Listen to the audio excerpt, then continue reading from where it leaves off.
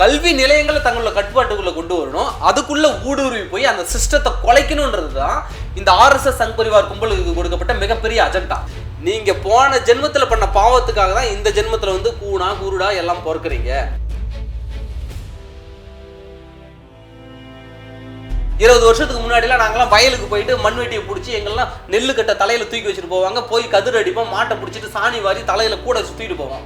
அப்ப இல்லாத ஸ்ட்ரெஸ்ஸா இப்ப வந்துருச்சு. ஆசிரியர் வாட்ஸ்அப் குரூப் வச்சிருக்காங்க, அந்த ஒவ்வொரு குரூப்லயுமே சங்கி கூட்டம் ஒவ்வொரு குரூப்லயும் இருக்குது. இவனுக்கு வக்காலத்து வாங்கி எதுக்காக தமிழ் செய்யும் எஸ்ஆர் சாகர் அவர்களும் பேசணும். என் ஏரியாக்குள்ள வந்து நீ பேசுறவன என்ன செய்யற பாரு சொன்னார்ல, ரவுடி மாதிரி பேசணும். ஆமாங்க சரிதான், பொறுக்கி பயலெல்லாம் இப்படிதான் பேசணும். அது உண்மை கிடையாது. இந்த திராவிட இயக்கங்கள் கடவுள் மறுப்பு பேசினாலும் தமிழ் இலக்கியங்களை, தமிழர் இலக்கியங்களை, தமிழர் வரலாறுகளை நாம மூடிடக்கூடாதுன்னு சொல்லிட்டு எல்லா பாட புத்தகங்களிலும் கடவுள் வாழ்த்து இருக்குது, திருக்குறள் இருக்குது, சீரா புராணம் இருக்குது, கம்பராமாயணம் இருக்குது, பெரிய புராணம் இருக்குது. அப்படி இல்லை அப்படின்னு எவனா சொன்னா அதை தற்கொலையை வர சொல்லுங்க, நாம கூட போய் காணும். நீ வெள்ளக்காரனை பேசுற, நீ ஏன் தப்பி தவறி கூட ஆரிய பார்ப்பனர்களை பத்தி நீ பேச மாட்டேங்கிற? இதுல பெரும்பாலான இந்த மகாவிஷ்ணுக்கு முற்று கொடுக்கக்கூடிய பெற்றோர்கள் என்ன பண்றாங்கன்னா, அவங்க வந்து சாமானிய பார்வையில் இருந்தே பாக்குறாங்க.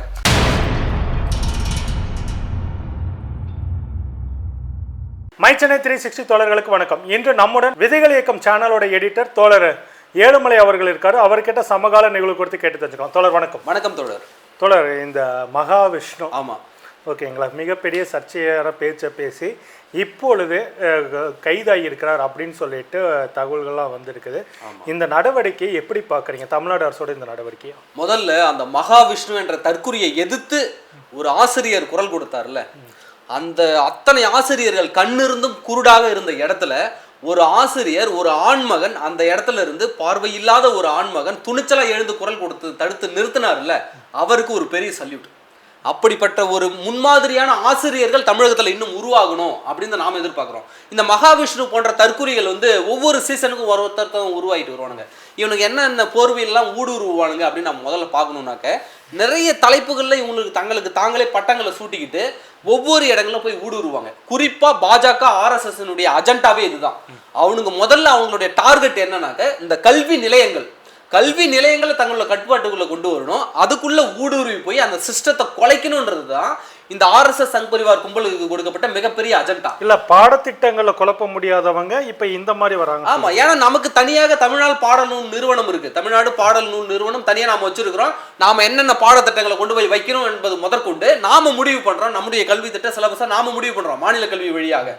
அப்ப அதுல வந்து இவங்களுடைய தலையிட வந்து உள்ள வந்து வைக்க முடியல, தலை காட்ட முடியல. அப்படின்னும் பொழுது இவனுக்கு என்ன பண்றாங்கன்னா, மோட்டிவேஷனல் ஸ்பீச்சர், நாங்க வந்து ஆன்மீக சொற்பொழிவாளர், இயற்கை விரும்பி, மனநல ஆலோசகர் அப்படின்னு பல்வேறு பட்டங்களை தங்களுக்கு சூட்டிக்கிட்டு இந்த மாதிரி அரசு பள்ளிகள்கிட்ட போய் நாங்கள் இந்த இலவசமாக இந்த மாதிரி கிளாஸ் எடுக்கிறோம் அப்படின்ற பேரில் உள்ள பூந்து இது வரைக்கும் தனியார் பள்ளிக்கூடங்களை கெடுத்துக்கிட்டு இருந்தவனுங்க இன்னைக்கு அரசு பள்ளிக்கூடங்களை கெடுக்க ஆரம்பிச்சுட்டானுங்க.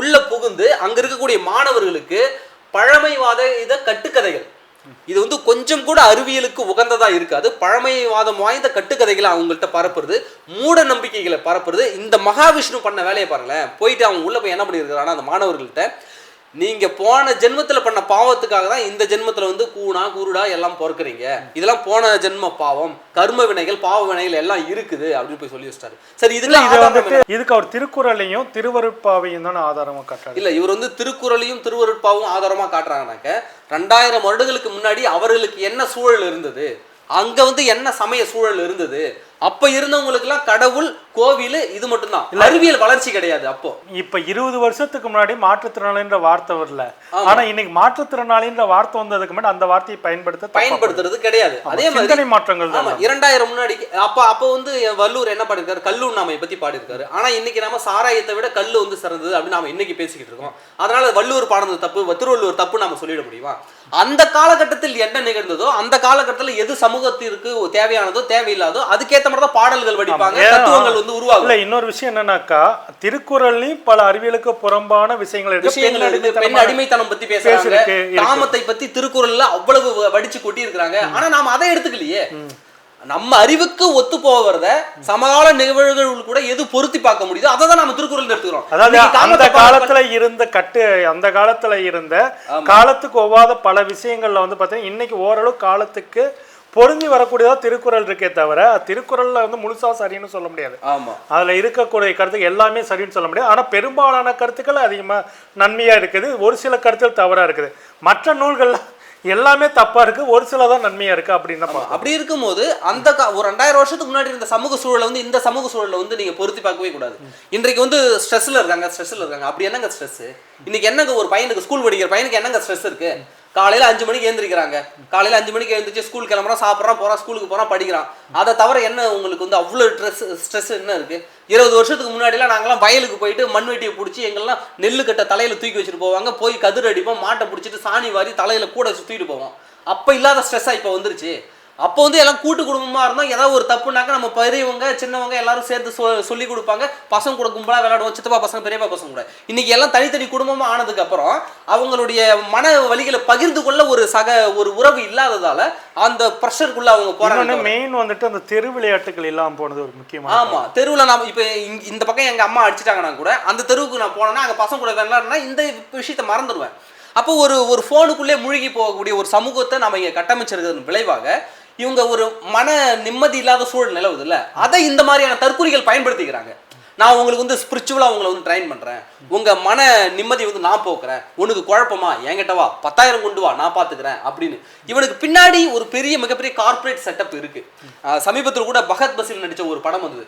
அந்த கிறித்துவ நிறுவனங்கள் என்ன பண்ணுவாங்கன்னாக்க, இந்த புதுசாக பாதிரியார் வருவாங்கல்ல, சிடியை வச்சு வயிற்றுல இருக்க கிட்னியை சரி பண்ணுறேன், உன் அக்கௌண்ட்ல வந்து ஜீசஸ் வந்து 24 லட்சம் ஹைதராபாத் அக்கௌண்ட்ல போட்டிருக்காரு, அப்புறம் வந்து நொண்டியை நடமாட வைக்கிறேன், முடவனை நடமாட வைக்கிறேன் அப்படின்ற மாதிரிலாம் வந்து சொல்லியிருந்தாங்களே. இந்த வார்த்தைகள் நாம சொல்லல, அவர்கள் சொன்னதை நாம சொல்றோம், நாம விரும்பி சொல்லல. அவர்கள் வந்து ஒரு கௌரவமான இடத்த தான் அவங்க நாம வந்து எப்பயுமே என்னைக்குமே வச்சிருக்கோம்.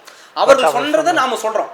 அப்போ இந்த மாதிரிலாம் பண்ணுறோம்னாக்கா அப்புறம் எதுக்கு இத்தனை மருத்துவமனைகள், எதுக்கு இத்தனை ஹாஸ்பிட்டலில், எதுக்கு இத்தனை அறிவியல் ஆய்வாளர்கள் நம்ம வச்சிருக்கிறோம்? இல்லை, அந்த மாதிரி ஒரு கார்பரேட் செட்டப் இருக்குல்ல, அந்த கார்பரேட் செட்டப்பை இவங்க இப்போ இந்து மதத்தில் வந்து கிரியேட் பண்ண பார்க்குறாங்க. இல்லை, இதில் ஒரு விஷயம் என்னன்னாக்க, இந்த ஏதோ வந்துட்டு பார்த்தீங்கன்னா நடக்கிறது திராவிட மாடல் ஆச்சுன்னு சொல்லிக்கிறாங்க. ஆமாம், திராவிட கொள்கைகளாக பேசுறதுன்னா. ஆனால் இந்த மாதிரி மகாவிஷ்ணுக்கு இது இப்போ வந்துட்டு மகாவிஷ்ணு இந்த 2 பள்ளிக்குள்ளே தான் போயிருக்காரு, அதுவும் அவனாலேயே இப்போ மாட்டிக்கிட்டு இப்போ கைதாயிருக்கான். இப்போ அது வேறு பிரச்சனை இல்லை. ஆனால் இந்த இப்போ ஒரு மகாவிஷ்ணு மாட்டியிருக்கான். எத்தனை மகாவிஷ்ணுக்கள் இதே போல் போய் பேசி இருக்கிறாங்க, மாணவர்கள் குழப்பியிருக்காங்கன்னு ஒரு சிக்கல் இருக்கும்போது தமிழ்நாடு அரசு இதில் எங்கே கோட்டை விடு? இந்த மகாவிஷ்ணு குறிப்பிட்டு அந்த 2 பள்ளிகளுக்குள்ளே போனது எப்படி?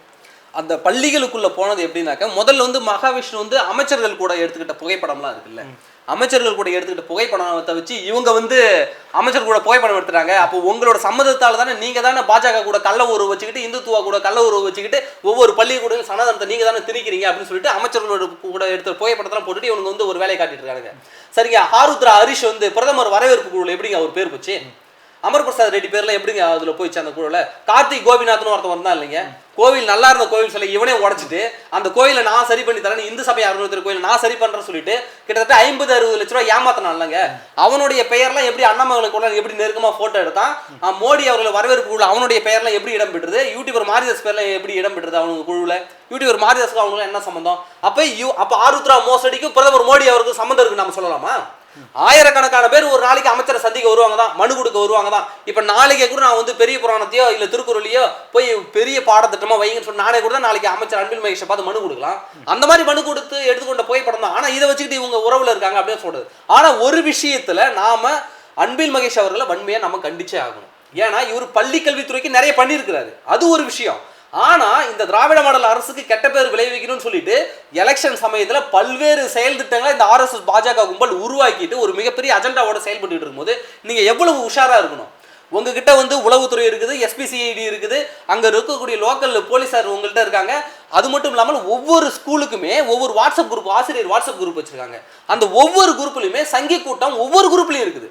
ஒவ்வொரு குரூப்லையும் தினமும் அந்த வாட்ஸ்அப்பில் வந்து கலவரமாக்கிட்டு இருக்காங்க. எனக்கு தெரிஞ்ச ஒரு தோழர் வந்து ஃபேஸ்புக்கில் அந்த அதெல்லாம் ஸ்க்ரீன்ஷாட் எடுத்து போடுவாங்க.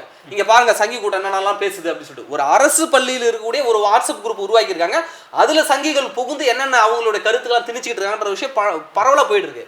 அப்போ இதெல்லாம் கண்காணித்து இதெல்லாம் அவர் காதுக்கு போகுதா அல்லது இவர்களுடைய காதுக்கு போகாமல் தடுத்து நிறுத்துறது ஏன்? இதெல்லாம் வந்து சிந்திக்கணும்ல. அது மட்டும் இல்லாமல் கடந்த 10 ஆண்டு கால அதிமுக ஆட்சி இங்கே ஆரம்பித்த அதே சமயத்தில் தான் அங்க பிரதமர் மோடி அவர்களுடைய 10 ஆண்டு கால ஆட்சி வந்து ஆரம்பிச்சது.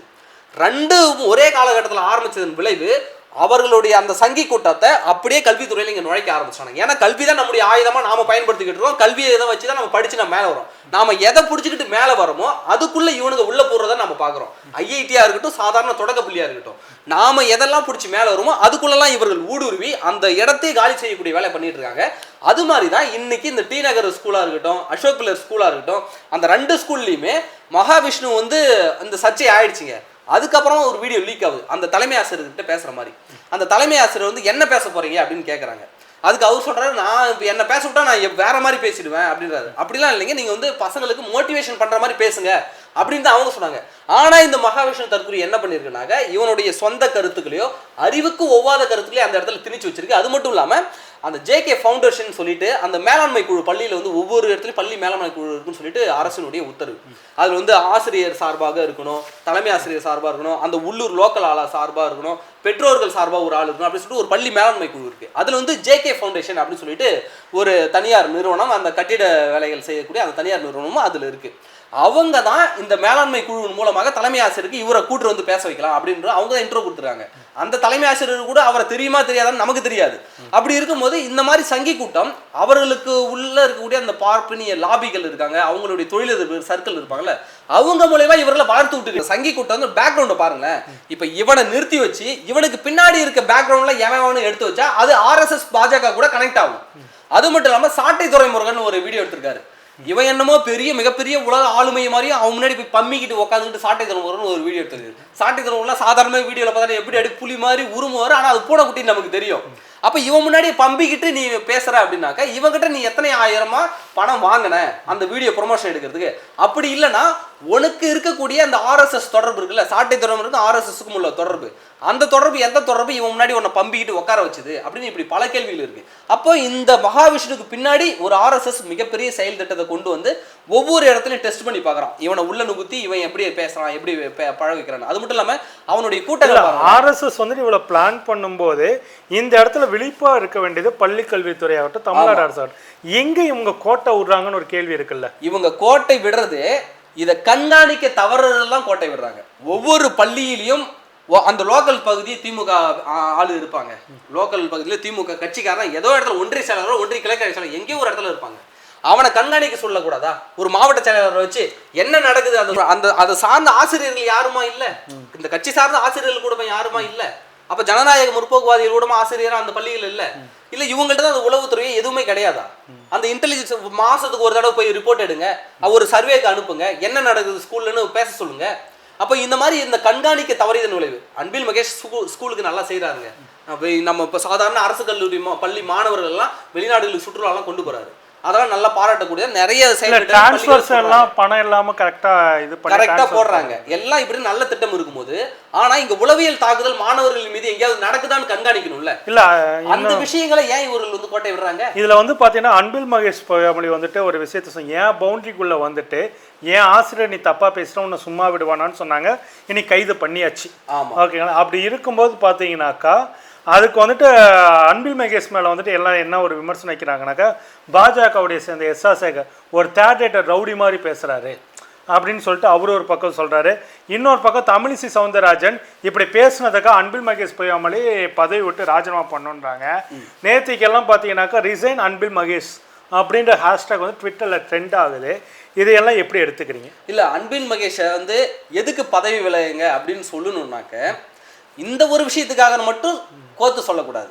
இதுக்கு முன்னாடி நடந்த பள்ளி கல்வித்துறையில் இருக்க சீர்கேடுகளை நீங்க கண்காணிக்க தவறியதற்காக இப்ப பாருங்க, இந்த மதுரையில வந்து ஒரு புத்தக திருவிழாவில் வந்து பாத்தீங்கன்னாக்க சாமி பாட்டை போட்டுவிட்டு மாணவிகள் சாமி வந்து ஆடுறது, அப்புறம் மற்ற தனியார் பள்ளிகள்ல கூட இல்ல, அதை சொல்றேன், அது கால கழுவ வச்சது, இந்த மாதிரி ஒரு மூட நம்பிக்கை மிகுந்த விஷயங்களை கண்காணிக்க தவறினதுக்காக ஒரு தார்மீக அடிப்படையில பதவி விலகுன்னு சொல்லலாம். சரி, நியாயம் இருக்கு. இவனுக்கு வக்காலத்து வாங்கி எதுக்காக தமிழிசையும் எஸ்.ஆர். சேகர் அவர்களும் பேசணும்? இப்ப அன்பில் பொய்யாமொழி சொல்லியிருக்காருல்ல, என்ன சொல்லியிருக்காரு, என் ஏரியாக்குள்ள வந்து நீ பேசுற உன்ன என்ன செய்யப்பாரு சொன்னார்ல, ரவுடி மாதிரி பேசணும். ஆமாங்க, சரிதான், பொறுக்கி பயல்கள்லாம் இப்படிதான் பேசணும்.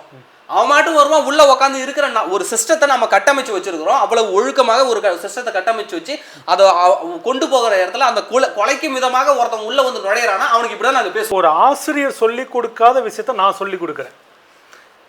இப்படி ஒரு வார்த்தையை வந்துட்டு அவன் பேசுறான் மகாவிஷ்ணு. இவனோட யோக்கியதை எப்படி இருக்குனாக்க, ஒரு கிளாஸ்க்கு ஒரு ஆளுக்கு 10,000 ரூபாய். இது ஆன்மீகத்தை வியாபாரிகள் தான் இதை பண்ணுவாங்க. உண்மையாகவே ஒரு சாமியார் முற்றும் துறந்தவர். இவனை போல மைக்க மாட்டிக்கிட்டோ சத்தமா பேசிக்கிட்டோ கத்தி பேசிக்கிட்டோ ஆன்மீகத்தை போதிக்க மாட்டான். 10,000 ரூபாய் பணம் தந்தாதான் உனக்கு கிளாஸ்ல நான் வகுப்பு எடுப்பேன் அப்படின்னு சொல்ல மாட்டான். இதே தற்கூரி கொடைக்கானல் ஊட்டியில இவங்களுடைய அந்த குழுவில் இருக்கிற நபர்களை கூட்டிட்டு போயிட்டு குடிச்சிட்டு சினிமா பாட்டை போட்டு குத்தாட்டம் ஆடுற வீடியோக்கள் இன்னும் இருக்கு. நீங்க கூட இன்னைக்கு காலையில் அவங்கள்ட்ட காட்டுறேன். அதுதான் ஆன்மீகமா? இது ஜக்கி கூட இந்த சிவராத்திரியில போட்டுட்டு ஆடுறதுக்கு சமம் இது. அப்போ இவனுக்கு ஆன்மீகம் என்ற போரில எதை விதைக்கிறானுங்க? அது மட்டும் இல்லாம நான் சொல்லி தராம யார் சொல்லுவாங்க? இதெல்லாம் நீங்க பாடத்துல வைக்காததால் தாங்க நான் வந்து பேசுறேன் அப்படின்னு சொல்றான்ல. நீ முதல்ல ஸ்கூல் புத்தகம்லாம் படிச்சிருக்கிறியா? நீ கம்பராமாயணம் இருக்குது. எப்படி ராமாயணத்தை ஒரு போற்றி அதை வழி பின்பற்றி இயற்றிய கம்பராமாயணம் நம்மளுடைய பாட புத்தகத்துல இருக்குது.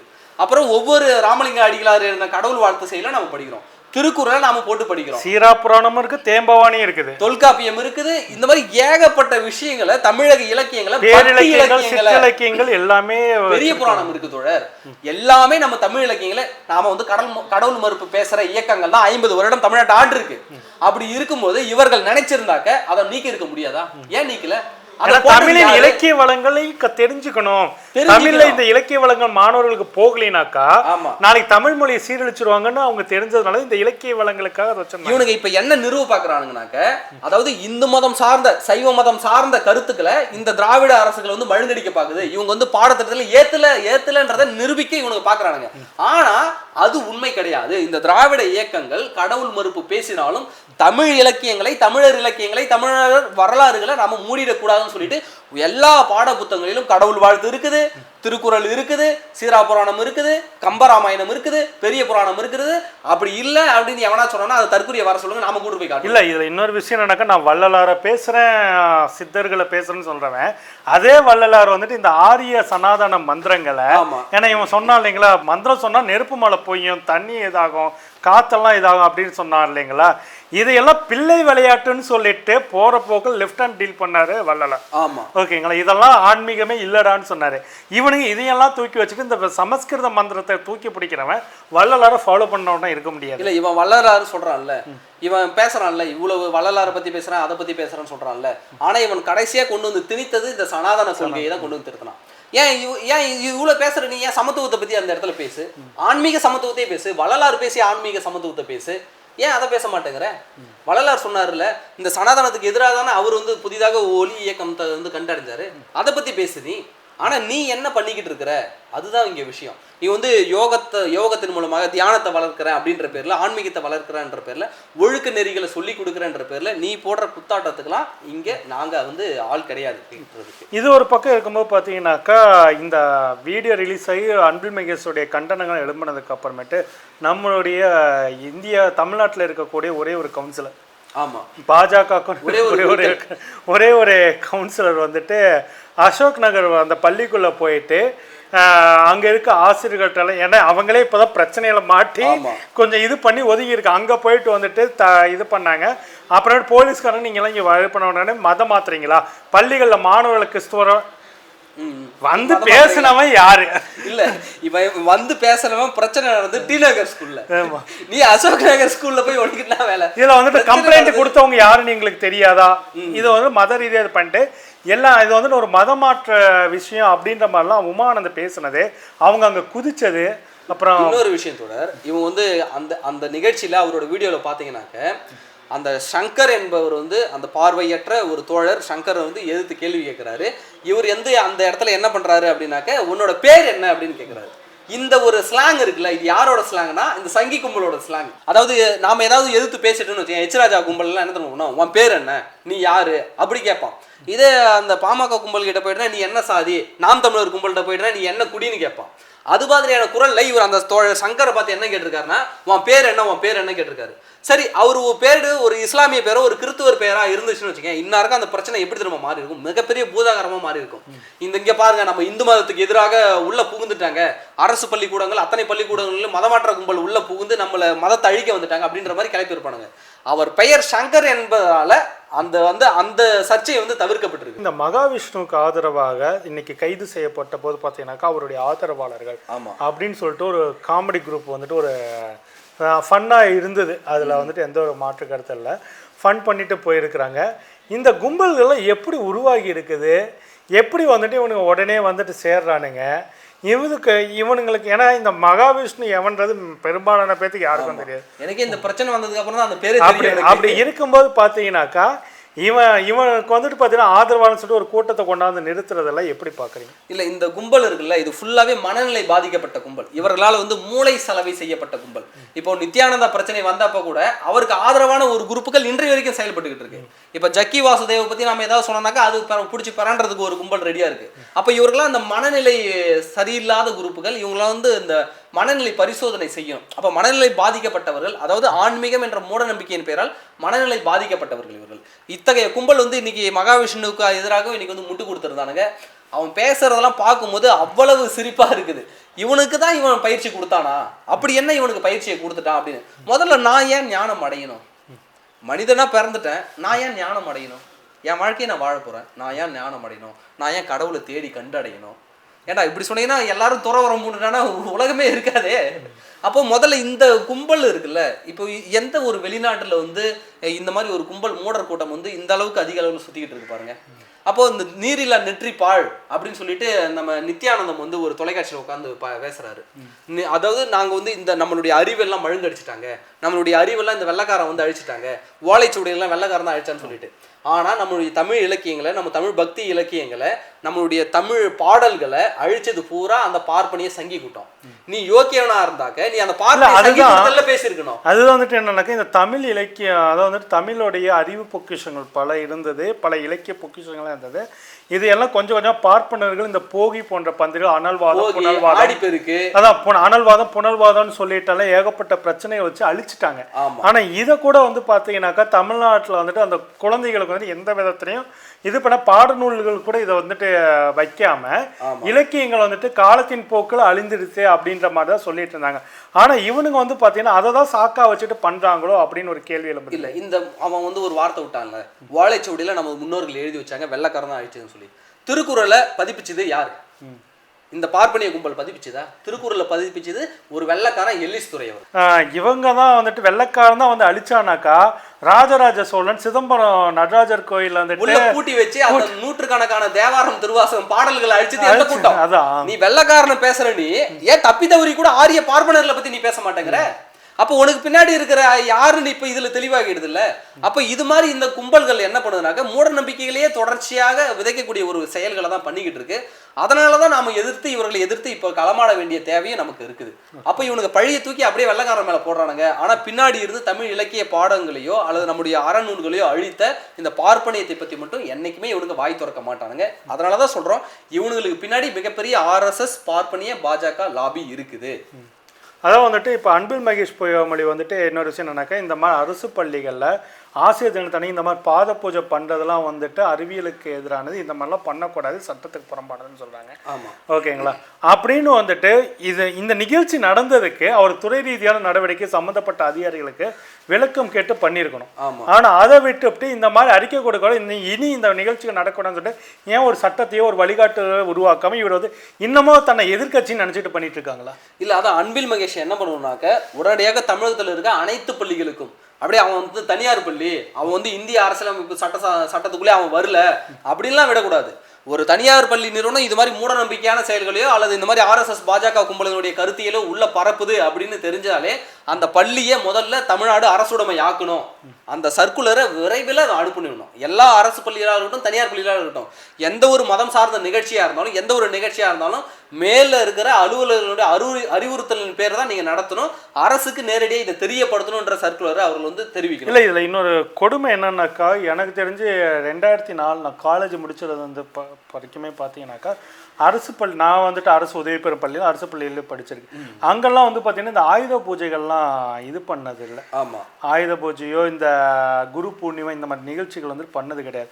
ஆனால் இந்த 2014 ஆட்சிக்கு வந்ததுக்கு அப்புறம் பிஜேபி வந்தப்போ பல பள்ளிகளையும் கொஞ்சம் கொஞ்சமாக இதெல்லாம் இது பண்ணி இப்போ இந்த மாதிரி நிகழ்ச்சிகள் இதை நடத்தலினாக்கா பேரண்ட்ஸ் அந்த பள்ளியை தப்பாக நினைப்பாங்க அப்படின்னு நிலைமைக்கு போயிருக்கு. இன்னொன்று இதை தான் நான் சொல்ல வந்தேன். இந்த பெற்றோர்கள் இருக்காங்கல்ல, இதுல பெரும்பாலான இந்த மகாவிஷ்ணுக்கு முற்று கொடுக்கக்கூடிய பெற்றோர்கள் என்ன பண்றாங்கன்னா அவங்க வந்து சாமானிய பார்வையில இருந்தே பாக்குறாங்க. இங்க பாருங்க, என்னங்க அவன் சொல்லிட்டான், பாவம் புண்ணியம் பத்தி தானே பேசினா, இதெல்லாம் சொல்லக்கூடாதா, இதெல்லாம் ஒரு வாழ்வியல் நெறிமுறை தான் அப்படின்னு மேலோட்டமா இந்த பெற்றோர்கள் நினைக்கிறாங்க. சரிங்க, நீ தான் பாவம் புண்ணியம் பத்தி பேசுறீங்கல்ல, இந்த பாவ புண்ணியத்தை பத்தி நீங்க கத்துக்கணும்னாக்க ஏதாவது ஒரு ஜோசியர்கிட்டயோ ஒரு சாமியார்கிட்ட போய் உன் பிள்ளைய சேரு. நீ சாமியார் ஆகப்பா, ஜோசியர் ஆகப்பான்னு உன் பிள்ளைய சொல்லு. இல்ல இதே தப்பி தவறி கூட டாக்டர் ஆவோ இன்ஜினியர் ஆகும்னு சொல்லாத. நீ அப்படி சொல்ற மாதிரியா இருந்தா கொண்டு போய் ஏதாவது சாமியார்கிட்ட சேர்த்து விடு, ஜோதிடத்தை போய் சேர்த்து விடு. இல்ல இதே எதுக்கு ஸ்கூலுக்கு அனுப்புற? இல்ல இதே டோனே பாத்தீங்கன்னாக்கா ஷார்மிகா டெய்ஸி பொண்ணு ஒரு வருஷத்துக்கு முன்னாடி இதே மாதிரி தான் பேசியிருந்தது. புண்ணியம் பண்ணவங்களுக்கு குழந்தை பிறக்கும். ஸோ இந்த டோன்ஸ் எல்லாமே உங்களுக்கு எல்லாமே ஒரே டோனாக இருக்கிறதா இங்கே இதாக இருக்குது. ஸோ இதில் பள்ளிக்கல்வித்துறை ஆகட்டும் இல்லை உயர்கல்வித்துறை ஆகட்டும், கல்வி நிறுவனங்களை எந்த நேரத்துலையும் சனாதனைகளை உள்ளே விடாத அளவுக்கு பார்த்து செய்ய வேண்டிய காலகட்டம் இருக்குது அப்படின்னு தான் நம்ம சொல்லிக்கிறோம். மிக முக்கியமா இந்த கல்வித்துறையில தான் இந்த பார்ப்பனிய கும்பல் வந்து முக்கியமான லாபிகளை பண்ணிட்டு இருக்காங்க. அப்படி இருக்கும்போது இந்த RSS அதிகாரிகள் யார் இருக்காங்க, RSS ஆசிரியர்கள் யார் யார் இருக்காங்கன்னு சொல்லிட்டு அவங்க மேல ஒரு கண்காணிப்பு வளையத்தை கொண்டு வந்து அவர்களை முக்கியமான பதவியிலிருந்து விலக்கியே வைங்க. அது மாணவர்களுக்கு ஒவ்வாத செயல்பாடுல அவங்க செஞ்சுட்டு இருக்காங்க. அதனால மிக கவனமாக இந்த அரசு அதுல வந்து நடவடிக்கை எடுக்கணும். இவ்வளவு நேரம் உங்க கருத்துல பயனோட மிக்க நன்றி. நன்றி தோழர். அப்போ ஸ்டெர்லைட் கிட்ட பணம் வாங்குறது, இந்த மாதிரி நிறுவனங்கள்கிட்ட பணம் வாங்குறது, அந்த ஸ்டெர்லைட் நிறுவனம் காப்பர் கழிவுகளை வெளியேற்றுது, அதனால் தமிழ் மண் பாதிக்கப்படுது, தமிழர்கள் பாதிக்கப்படுறாங்கன்னு ஏன் சீமானுக்கு தோணல? அப்ப அந்த பிணங்களின் மீதும் நீங்கள் வந்து பணத்தை பார்த்துருக்கீங்கல்ல, ஈழத் தமிழர்களின் பிணங்களின் மீது பணத்தை பார்த்துறீங்க, ஸ்டெர்லைட் பிணத்தின் மீது பணத்தை பார்க்குறீங்க, இந்த பக்கம் மணல் கொள்ளையை வந்து எதிர்த்து பேசுறீங்க, ஆனா சைட்ல கட்டிங் வாங்கிக்கிறீங்க.